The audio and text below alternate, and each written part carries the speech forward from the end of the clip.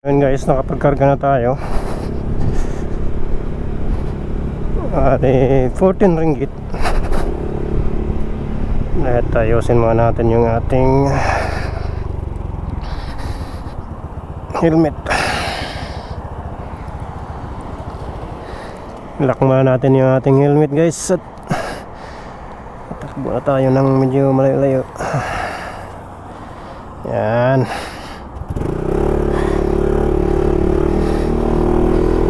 Baka na ulit.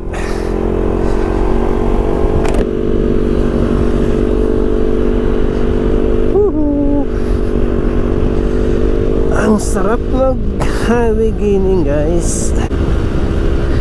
Gilid-gilid lang tayo dito guys kasi mabagal lang naman tayo. Hindi naman tayo kagaya ng mga big bike na mabilis kagaya nun, no?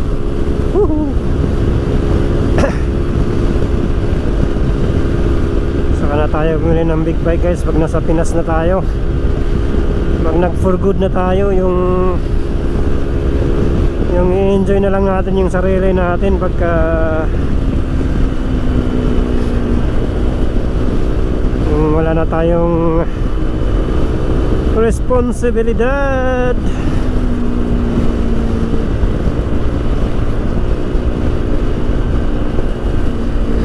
So ngayon di pa kaya ng budget guys. Hanggang 150cc lang muna tayo. At saka siyempre i-consider mo rin guys pagka nag big bike ka yung maintenance, yung gagastusin mo parati. Siyempre pag malaki yung makina mas malakas sa gas guys. Alam nyo naman yung gas dun sa atin, hanggang liig na yung presyo.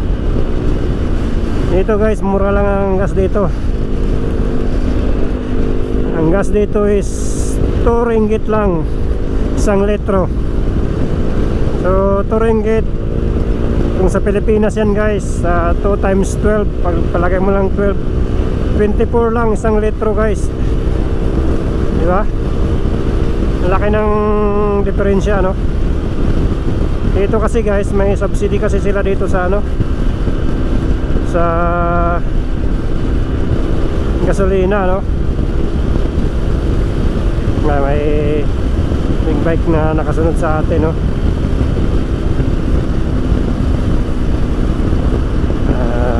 Sumunod basta gilid-gilid lang tayo. Dito guys walang bayad yung motor, kahit ilang cc dito pwedeng pumasok sa highway guys. Pero siyempre maliit yung mabagal yung bike mo, siyempre sa gilid ka lang, huwag kang gumita, di ba? Nakikita nyo naman guys, wala naman kayo nakikita dito na ano, na motorbike na maliit na nakagitna, no? Sa lahat ng nakagitna lang dito yung mga big bike lang. So ibig sabihin dito napakaluwag dito guys. Pag motor ka napakaluwag ng ano mo dito pag may motor ka. Kahit naman big bike ka rito okay lang kasi mura lang yung gas. Sa maintenance halos parehas lang yung price ng mga bike, mga big bike halos parehas lang ang presyo. Pero ang cost of living nila dito guys mababa pa, no? Kasi dito pagka yung 10 ringgit mo dito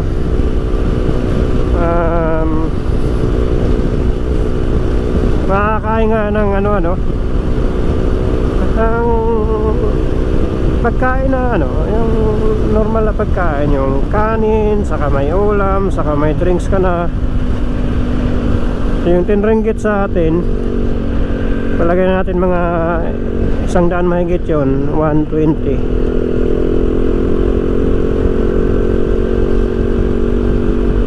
Siguro yung 120 sa atin, ewan ko lang kung magkakasya yung ngayon kasi diba ang mahal na ng ano sa atin. May kasya pa rin naman siguro, pero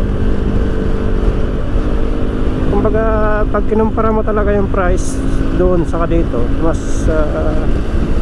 mababa pa yung ano, cost of living dito. Malapit na tayo guys. Bibili na lang tayo ng gatas na lang. Yan na lang kulang. Woohoo!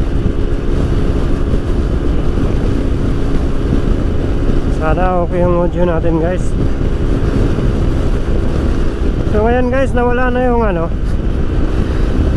nawala na yung nakapula na sign sa battery.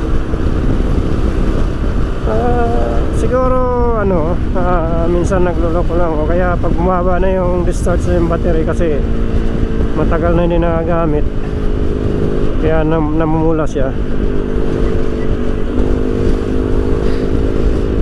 Kasi yung voltage naman nasa 13 naman eh.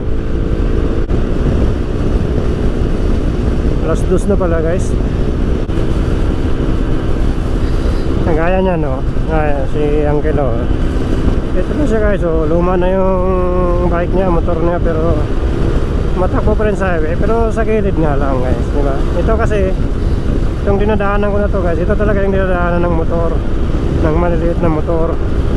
Pagka yung mga higher cc, pwede na yan gumita doon sa gitna. Pwede rin naman gumita yung maliliit na motor, kaya lang on your own risk lang.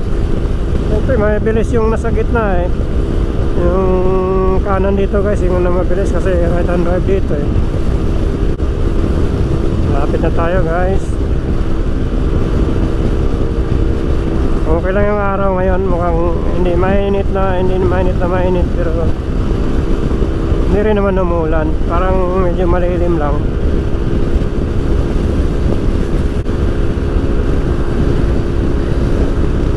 Malapit na tayong mag-exit guys. Subang tayo, Subang Jaya.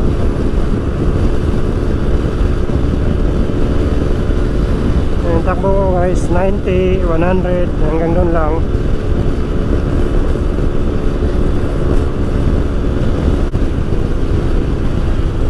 Exit na tayo guys.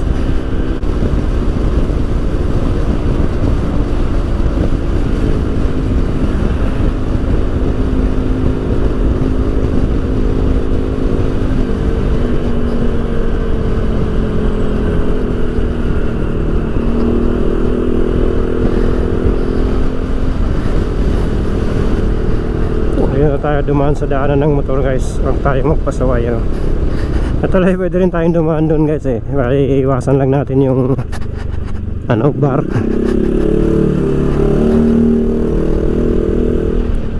Pero dito tayo sa tama guys.